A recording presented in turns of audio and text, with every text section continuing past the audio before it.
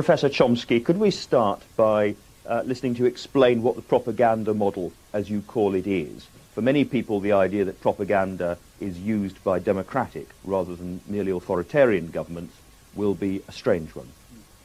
Well, the term propaganda fell into disfavor at around the Second World War, but in the 1920s and the 1930s, it was commonly used and, in fact, advocated not by leading intellectuals, by the founders of modern political science, by Wilsonian progressives, and, of course, by the public relations industry, as a necessary technique to overcome the danger of democracy.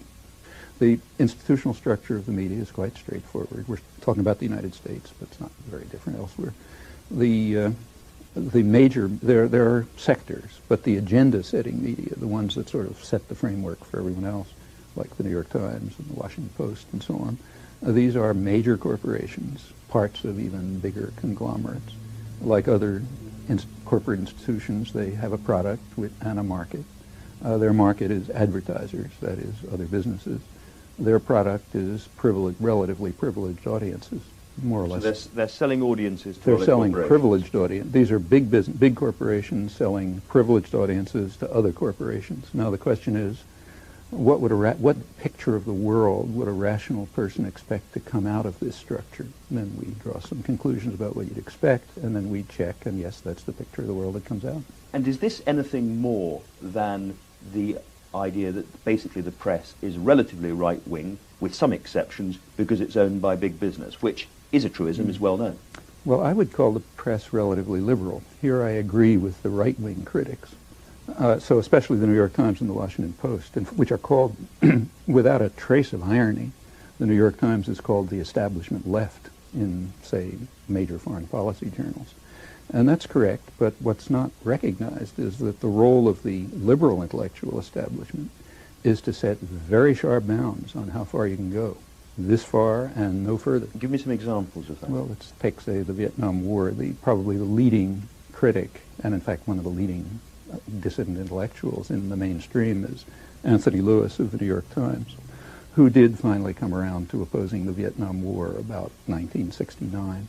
About a year and a half after corporate America had more or less ordered Washington to call it off. And his picture from then on is that the war, as he put it, began with blundering efforts to do good, but it ended up by 1969 being a disaster and costing us too much. So what would that's the criticism. What would the non-propaganda model have told Americans about the Vietnam War at the same time? Same thing that the mainstream press was telling them about Afghanistan. The United States invaded first of all, in the 1950s, it set up a standard Latin American-style terror state, which had massacred tens of thousands of people, but was unable to control a local uprising, and everyone knows, at least every specialist knows that's what it was. And when Kennedy came in 1961, they had to make a decision because the government was collapsing under local attack, so the U.S. just invaded the country. In 1961, the U.S. Air Force started bombing South Vietnamese civilians, authorized napalm, crop destruction. Then in 1965, February 1965, the next major escalation took place against South Vietnam, not against North Vietnam. That was a sideshow. That's what an honest press would be saying, but you can't find a trace of it. Now, if the press is a censoring organization, tell me how that works. You're not suggesting that proprietors phone one another up, or that many journalists get their copy spiked, as we say? It's actually, Orwell, you may recall, has an essay called Literary Censorship in England, which was supposed to be the introduction to Animal Farm, except that it never appeared, in which he points out, look, I'm writing about a totalitarian society, but in free democratic England, it's not all that different.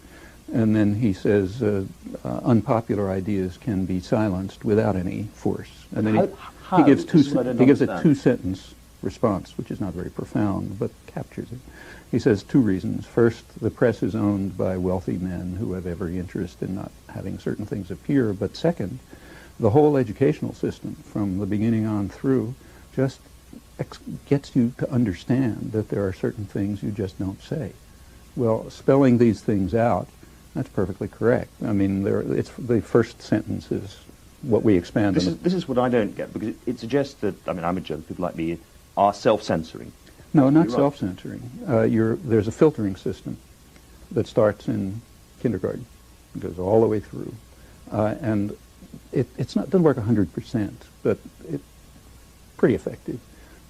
It selects for obedience and subordination, and especially I think that's so stroppy people won't make it to there'll positions be of influence. behavior problems, or if you read applications to a graduate school, you see that people will tell you he doesn't get along too well with his colleagues. You know how to interpret those things. I'm just interested in this because I was brought up, like a lot of people, probably post the Watergate film and so on, to believe that journalism was a crusading craft and that there were a lot of disputatious, stroppy, difficult people in journalism. And I have to say, I think I know some of them. Well, I know some of the best known investigative reporters in the United States. I won't mention names because I don't want to, whose attitude toward the media is much more cynical than mine. In fact, they regard the media as a sham, and they know and they consciously talk about how they try to play it like a violin. If they see a little opening, they'll try to squeeze something in that ordinarily wouldn't make it through.